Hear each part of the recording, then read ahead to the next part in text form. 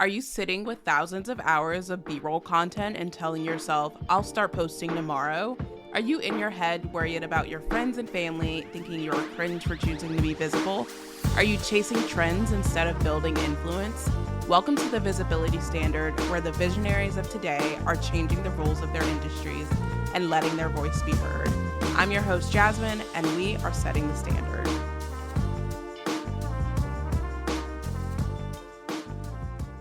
I'm so excited for my guest. We are going to be talking about how wellness has really just become a performative space. It has become a space where the look is more important than the feel at times. And I'm just so excited to talk about this with her. Today, I have my guest with me, Shantani Moore. Thank you so much for joining me today. Thank you for having me. I'm excited to get into this. This is a juicy topic that I could talk about all damn day. What really drew me to your Instagram was your video about the Aloe athletic wear and how we love the two-piece set. We love having the yoga mat. We love the matcha morning as this epitome of wellness. And it's really become for show versus what it actually feels. Yeah, I think that narrative has been so harmful for me in my life, even being someone who's spent 10 years in the fitness industry, in wellness spaces, and it's just time to pull it back. We need to talk about it and just put it on the airwaves, because I know that there's probably someone listening who might feel like you have to keep up, and I'm just here to tell you, you don't have to keep up. Tell us, how did you get started in the wellness space? So my journey started about 10 years ago. I was a professional dancer who found fitness and yoga as a side hustle and also as a way to cross train. And once I started going down that journey and trying to do it all, I live in Los Angeles. I was trying to do it all and be it all and literally perform for a paycheck. And I found myself one day after a fitness class that I was teaching on a parking garage floor with tonic and mobility, and I'm unable to move from burnout, just completely burned out. My body wasn't able to function. And that was the first time where I saw there was a little bit of a chink in the armor. I was like, that's ironic that I'm a fitness professional and wellness enthusiast who is now teaching this and on the floor. So that was the beginning of my journey with this whole conversation. Very nice. And now you are into spinal energetics. Yes. So now I'm a body intelligence coach, and I weave spinal energetics, other somatic processing practices, and what I've learned in my shamanic arts training to really ground the esoteric principles that we come to live by and maybe aspire to be in alignment with just your lived experience and just making it real. Do you live in DC? Yeah. You live in DC, I live in LA. I'm we got to make it real. So what is spinal energetics? Spinal energetics is a nervous system training technique in the simplest form. We use association and awareness training to help your body to remember how to process stress faster.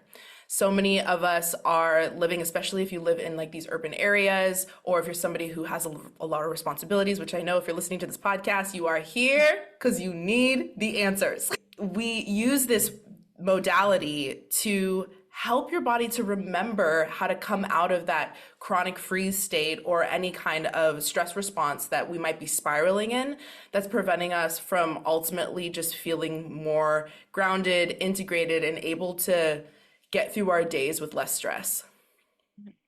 When I hear you talk, you sound, very certain and confident with your path within the wellness space. And I'm so curious, was there ever a part of you that wanted to leave the wellness space? Girl, yes. So the second part really hit when you just said that of wanting to leave.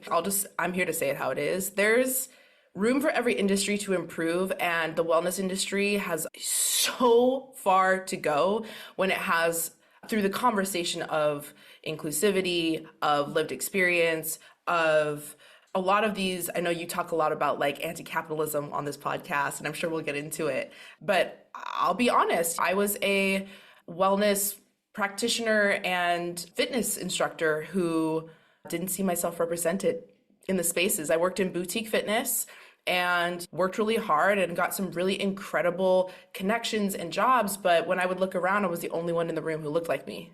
And that was so on a personal level, because we're human too, disorienting, displacing. And there was this silent string of loneliness. And now I feel I'm in a different place with that conversation in my work, obviously, because I'm not teaching fitness anymore. But with my body intelligence coaching and connecting with people on how their lived experience informs the way that they move through the world is a huge conversation when we talk about wellness. Especially, I feel like with social media, as influential as it is, when we have similar bodies, similar race, ethnicities representing wellness, we're creating a mold for wellness. And we can look back as early as like fashion magazines, setting the trend, setting the tone for how people should look, how people should dress, what is needed to fit in. That sort of narrative is continuing to happen in the wellness space. And as you're talking, I'm thinking about a TikTok video. This girl got major backlash for it, but she made the statement that fat people shouldn't be in Pilates. And I'm glad she got the response that she did. It goes to show that there is an expectation that people should look a certain way, that they need to be a certain way to participate in wellness. Totally. When you were speaking, I was also just thinking about how young this industry actually is. It's so young. It is like fresh out the gate in respect to other industries, and the conversation around fitness specifically, which is tied to really deeply entrenched with the wellness conversation. And so there's room for all of us to see where we have room to improve, and as leaders, and then as people who are participating in the industry, to question, like exactly what you said with this TikTok that went viral and got the backlash. It's like people say things and everybody's entitled to say what they're going to say, but you need to be conscious of what you're saying and who you're saying it to. And I think that really people should hold leaders accountable and hold us all accountable. And when we know better, we do better. What is that? Maya Angelou, I think she says that. And our industry has a long way to go. Absolutely. Do you ever feel like wellness is a buzzword now? Oh my gosh, yeah. I have been, Jazzmyn, let me tell you, this is like behind the scenes, okay? I have been on this whole rebranding journey because when people think about it, that's their first gateway into understanding that health goes beyond the physical. I think people usually start out their journey going, oh, I'm not happy with how I'm feeling or looking at my body. So they find fitness, and then they find wellness, and then they go, actually, I need a therapist. And so it's like this natural journey. But yeah, I definitely think that it's a buzzword now. In my practice, I like to really encourage this conversation around wholeness versus wellness. What does it mean to be well, and what does it mean to feel more whole and more integrated? Pun intended, to have all of our parts coming together. And that wellness doesn't just have to do with how you look, it has to do with how you feel, how you relate to other people, to your community, how you're engaging with your community. So it's very much a buzzword in my opinion. And yeah, that's the conversation we need to be having, I think, is more about wholeness. And the statement of wholeness, I feel like, encapsulates what people are seeking when they discuss wellness. It's the spiritual, it's the physical, it is the mental, it's the emotional, it's the whole person versus this commodified version of wellness that I think that we sometimes put on display because it looks really pretty, but that's not really like the journey of, I feel like, seeking wholeness for people. It's actually pretty messy. Totally. Oh my gosh, it's so messy. It's the messiest. And it's this balance, right? Like from a business standpoint, there's something to be said where I understand that you want to get messages out there, and sometimes it's easier to digest with a certain aesthetic or branding or whatever, but you're so right. It is so messy. I just keep thinking, like, in my practice, people come in and they might say things that tend to be more, I'm going to use the language of surface level, but it might just be like more relational. I don't like how I feel in my body, for example. We've been talking a lot about bodies so far, right? And when you really dive underneath the hood, it's what is this really about? What is it that you're wanting to experience? Is it really that you want to quote unquote lose weight, or is it that you really just want to feel more grounded and you want to relate to people in a way where you don't feel like you constantly have to fix and fuss with your external to feel like you belong? Is that what this is really about? And I agree with you. It's never really about the thing. It's usually about what's underneath the hood and asking the question. I'll just end this point with this of so that you can what? This is something I say all the time. It's like, okay, you want to launch this business so that you can what? So you can make lots of money. Why do you want to make a lot of money? So that you can take care of your mother, so that you can, like just challenging people to go deeper. It's like, it's never usually just about the thing, which I know because you're a therapist. Never about the thing, and it's always about the more vulnerable thing that we're working towards that we don't always have the words for. I'm curious, as a Black woman in this space, do you ever feel like you have to shapeshift in any way to be received? This has been a long journey for me. The short answer is yes. Like, I feel that pressure. I would be disingenuous to say that I don't experience that very real pressure. And my Scorpio midheaven be slinking girl. She be like going through, you know what I'm saying? So that's a real shadow as well. But I think something that has helped me to navigate these spaces is to just ask myself, which this is a shamanic principle of like, how can I be a bridge?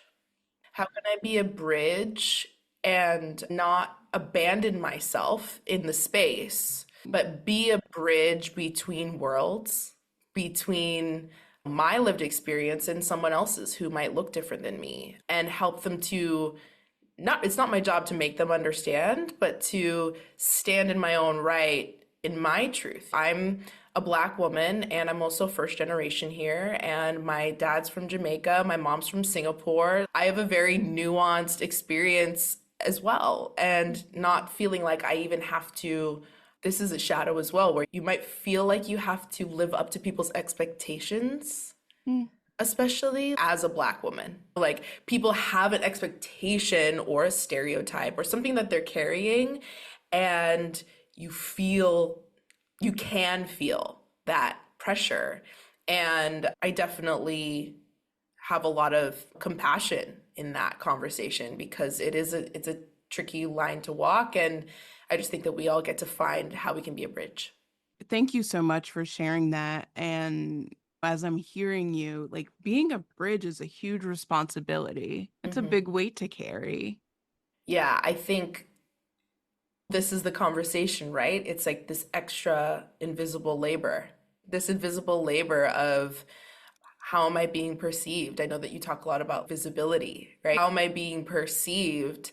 And that's the truth of our experience. It's the truth of the world that we live in. And that's why I love supporting people like us, because it's a nuanced conversation of how are you being perceived versus who are you really, and what invisible labor can we put down. And so with my somatic work and my body intelligence coaching, this is a space for you to be visible in the truth of who you are first before the world is telling you who you are supposed to be or supposed to act or supposed to talk. There's this quote by Pablo Picasso, and I believe he said something along the lines of, I spent my entire life learning how to paint like a kid again.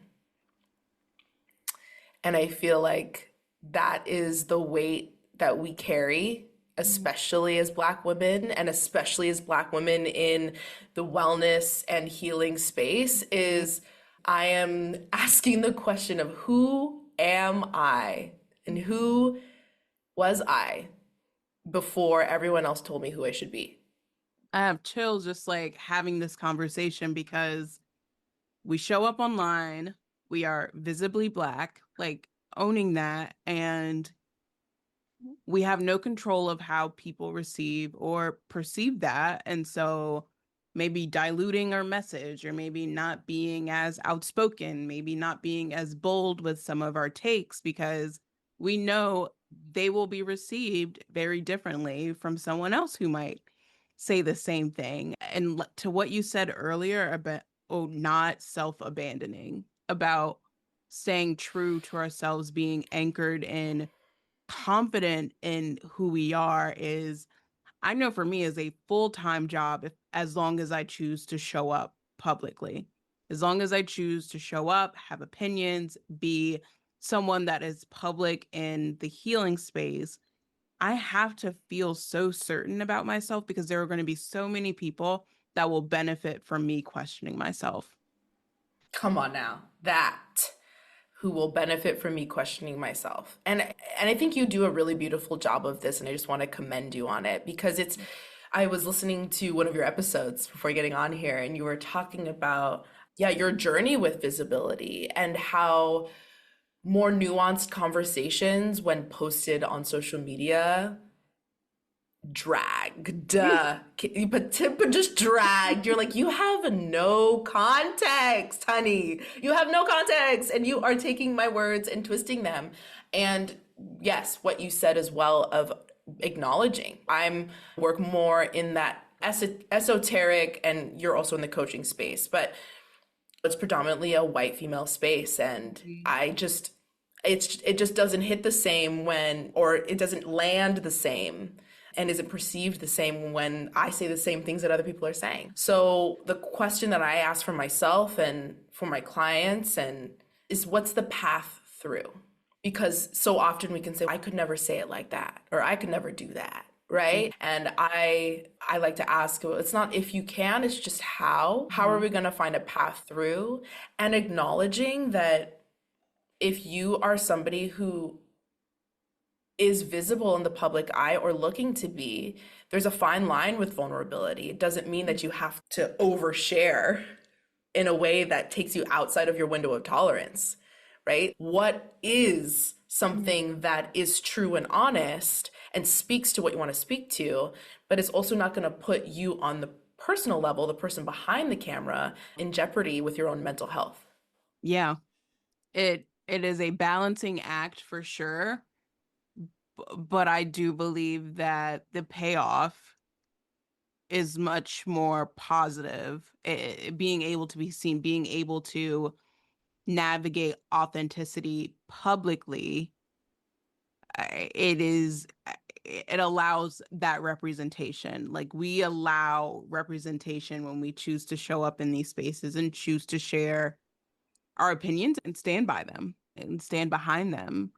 Eh, what anchors you, what grounds you in your own life that allows you to do the work? Because coaching, and especially energetics, can be very sensitive work, in the sense that other people's energy can potentially bleed out. Like, you're carrying so much. And so what grounds you to be able to support people in the ways that you do? That's such a beautiful question. And I first want to say, just nodding back to what you just said about being authentic and letting yourself speak, your people cannot find you if they cannot see you. And there's something so powerful that I think we get to do is when we speak in our visibility and allow ourselves to be authentic. Yeah, you do run the risk of criticism, but you also, there's so much benefit to actually going, oh, you all think this too? That's sometimes where I think that sometimes the algorithm can be on your side, where it'll start pushing your stuff to people who agree. And so that can make you feel less lonely. Coming back to what grounds me in this conversation, well, my philosophy, which is in alignment with the things that I've learned and the teachers and the mentors that I have the privilege to work with, is not really subscribing to this idea of bad or like negative energy, first of all, where I think in the conventional, like, you'll see, gotta stay high vibe, everybody stay high vibe, and it's all about positive, what is that, toxic positivity. Like, we are not about this. We are not about this in my corner of the internet. Number one, I think it takes a level of courage for all of us to really be able to sit with people in the hard stuff. And so that really is something that in those moments where I feel my humanity go, whew, this is a lot, like, or Mhm. whatever, energetically I'm feeling a lot, I look at it as we're all just walking stories. We're all Mhm. living our stories and our bodies hold stories. And so I just get to read a chapter out of your book. And for me to be able to experience that, whether it be somatically, energetically, or even relationally, like you and I talking right now, like I get to add a couple more wrinkles to my brain and a couple more pages to my book where I get to learn. So that's like a cognitive way that I can sometimes talk myself through it. On a practical sense, what really grounds me in that work?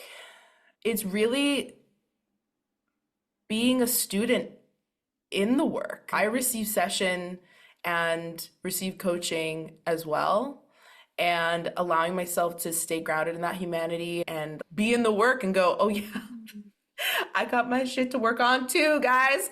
And it keeps me connected to the truth and doesn't make me fear it quite so much. And the last thing I'll say is with the texture of somatics that I'm working with, it really teaches you how to listen in such a way where I think I said this in this conversation where I was like, oh, I have this like podcast interview with Jazzmyn. We've been ramping up for it. I'm so excited.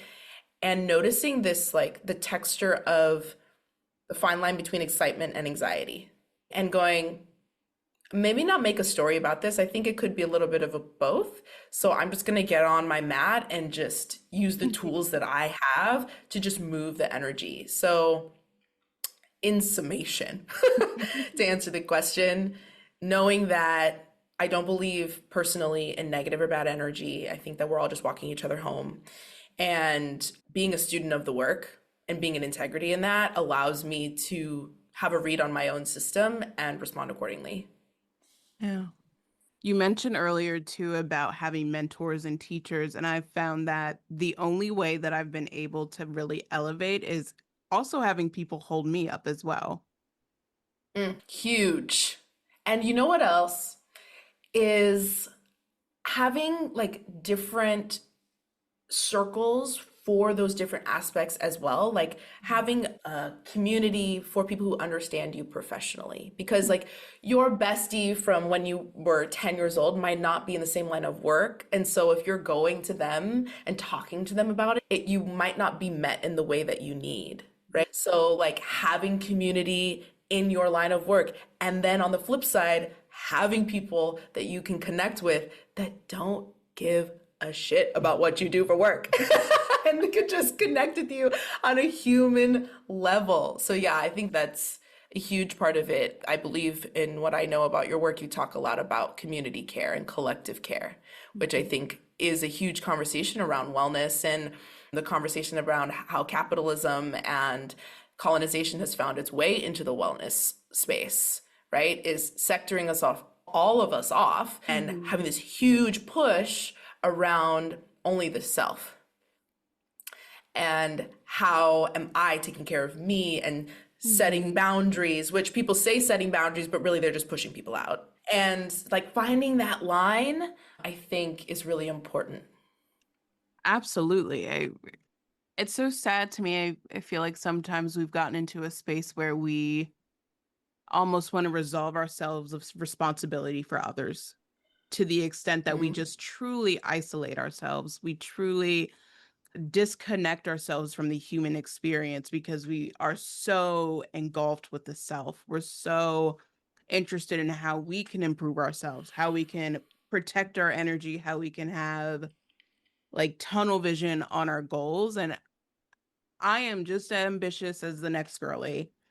And I also believe in holding my people up because I also need that. And if relationships aren't reciprocal, if relationships aren't fueling one another, then really we're just isolated beings trying to put out things that are completely disconnected from what the community actually is looking for. Totally. And I It comes to this conversation for me around courage. This is something for me on a personal level of living my life courageously and being brave, and what I've learned through some of my shamanic arts training and just watching nature in general. I talk a lot about this. I call it like buffalo medicine. And I don't know if you've heard this, but there's this saying, I am not like a professional when it comes to cattle and livestock, but here's what they say, okay? The proverbial day is that when you're looking at livestock naturally, let's just take cattle versus buffalo. So if there's a storm coming, the cattle will sense that, and they tend to run in the direction that is going away from the storm, right? So if it's coming from the east, they're running to the west. What happens is cattle get tired and they end up staying in the storm longer because the storm catches up with them, right?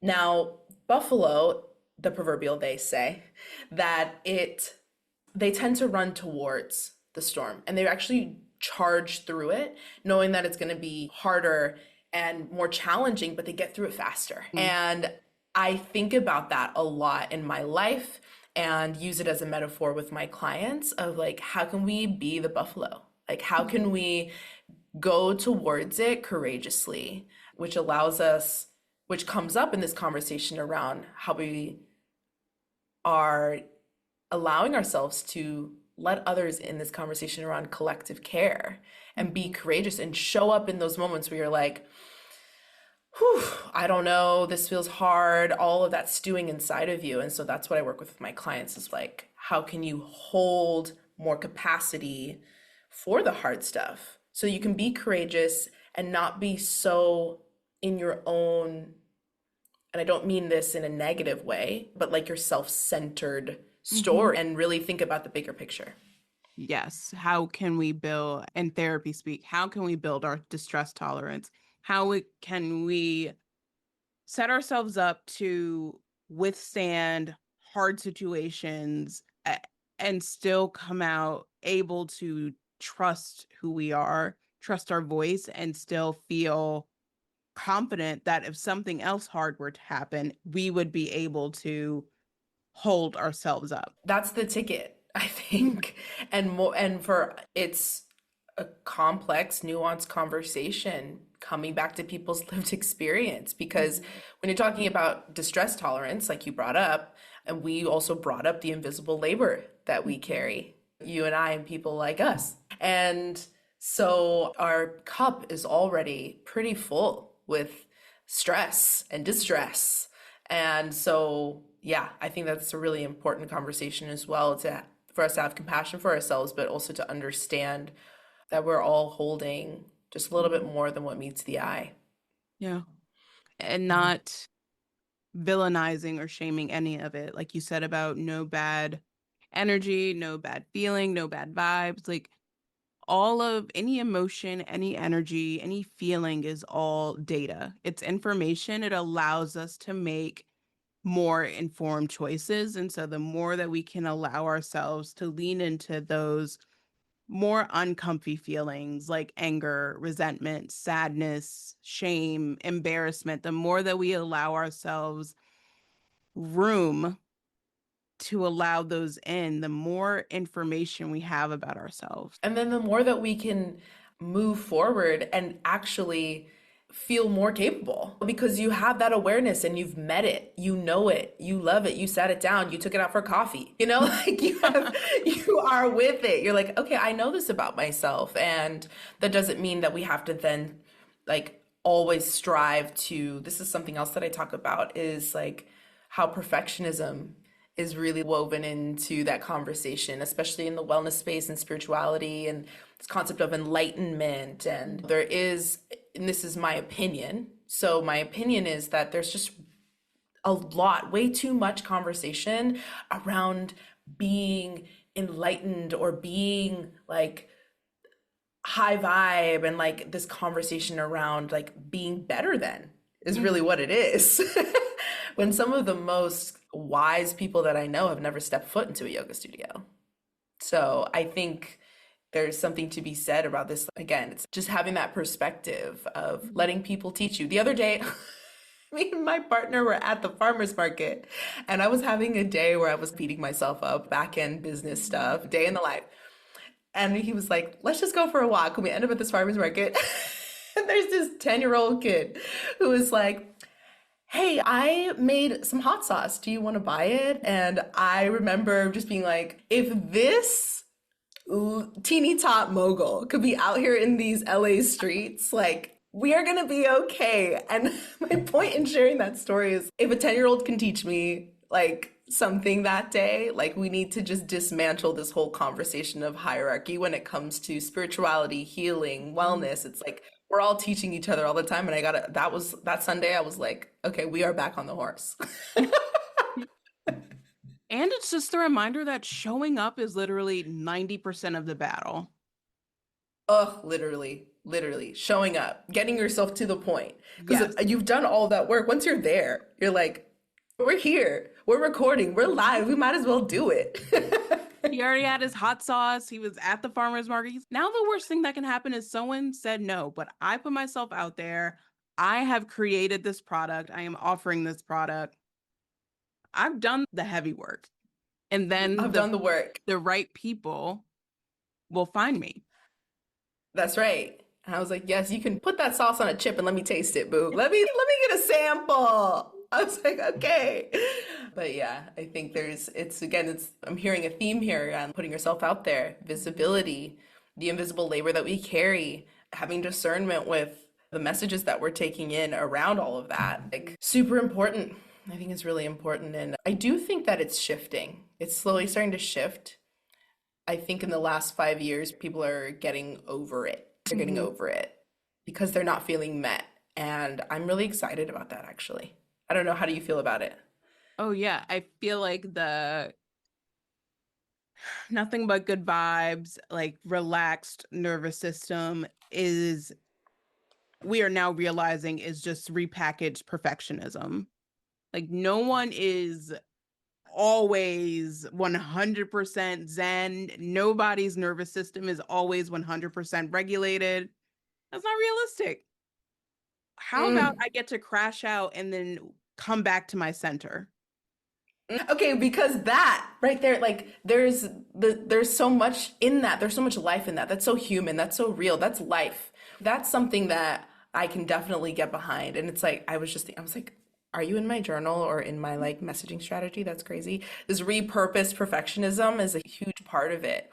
And it's a slippery slope because at the end of the day, it pulls on that thread, I think, as humans, of us just wanting to live our best life, whatever that means. Make the most out of this thing. I'm a millennial. I've got maybe 50 more years at this if I'm lucky, if all goes well. And you're like, man, I really hope I do this justice, do this service. Like, I really give my all. And yeah, it is a fine line to walk, but I love how you framed that. It's beautiful. The most dysregulated my nervous system has felt was when I was constantly walking around as if I always had it together, or if I Mm. always had this regulated state. But when I've allowed myself to rage, when I've allowed myself to cry, now that I've allowed myself to experience a range of emotion, it has given me the tools to learn how to return to my baseline. Mm. Performing and pretending that I like full zen, like high vibe, all that did was left me feeling really dysregulated, like really confused in my own body. But when I've allowed myself to express, to share, and to move through it, that's when I felt like, okay, I got it. That's when I felt the most confident. And I believe so many people are realizing if I just give myself that permission, I can feel more of who I am. Yes, and this comes up a lot with clients for me, and I'm curious for you, but working somatically in the body, we talk a lot about and feel a lot about the resonance between different states and the resonance between anger and passion or grief and love. Mm-hmm. I cannot think of her name. Her book is called Grief is Love, I believe. And I believe she said, grief is love with nowhere to go. Mm-hmm. And that for me is like when you really think about it, there's a connection between all of these feelings. If you take anger, for example, it feels like intense and like you want to, but then when you flip it and you can alchemize it, you can channel passion through it. Or today, right before this call, I was like, am I anxious or excited? Doesn't matter, actually. It doesn't really matter, but we can weave those two and come to some kind of resolution. And I just think it adds so much more texture. It's so much more texture to the human experience to let ourselves feel that and to let ourselves experience that. Because like my belief is that yeah, we, that's the most one of the greatest gifts of Mhm. being in the human experience is having such a myriad of texture in our day-to-day life, and emotions let us do that.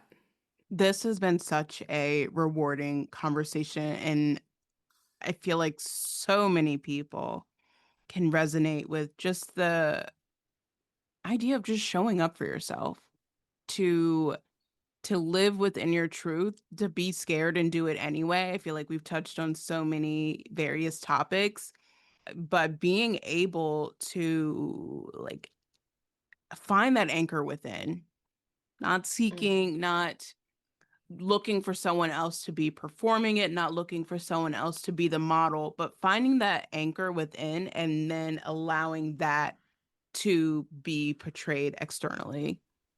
And coming home to ourselves at the end of the Mhm. day. That's what it's all about. And I know that for myself, I don't want to speak for you, but and for anyone listening, it's yeah, just anchoring down in the truth of your experience and let yourself just be human. It's Yeah. okay. Nobody has it figured out. And I know you know that already, but it's nice to hear.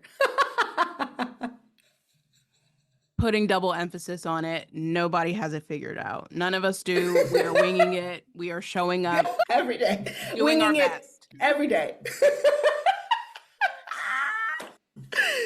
Where can folks find you if they are interested in learning more or wanting to work with you? Yeah, you can find me if you want to shoot me a DM on Instagram. I'm at Somatic CEO. That's where you can just get straight into my inbox and talk.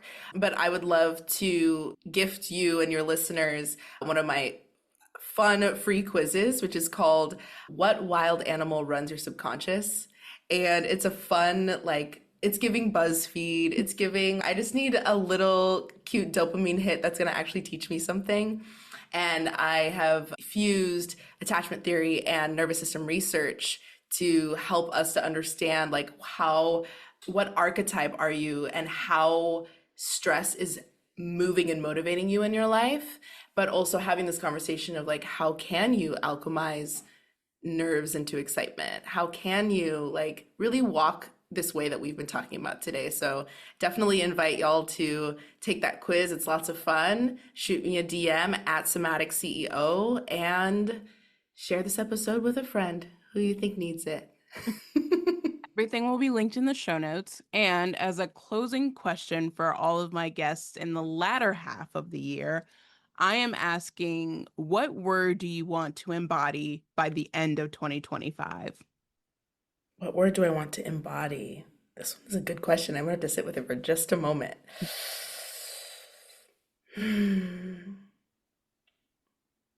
The loudest word that I'm hearing is devotion. Mm. Devotion to myself, to what I believe, to those I love, those I've yet to meet, to my community, to the earth. Just being in devotion, being in service, and just leaving this place a little bit brighter than how I found it. Thank you so much for joining me today. Thank you so much, Jazzmyn. It's been a pleasure.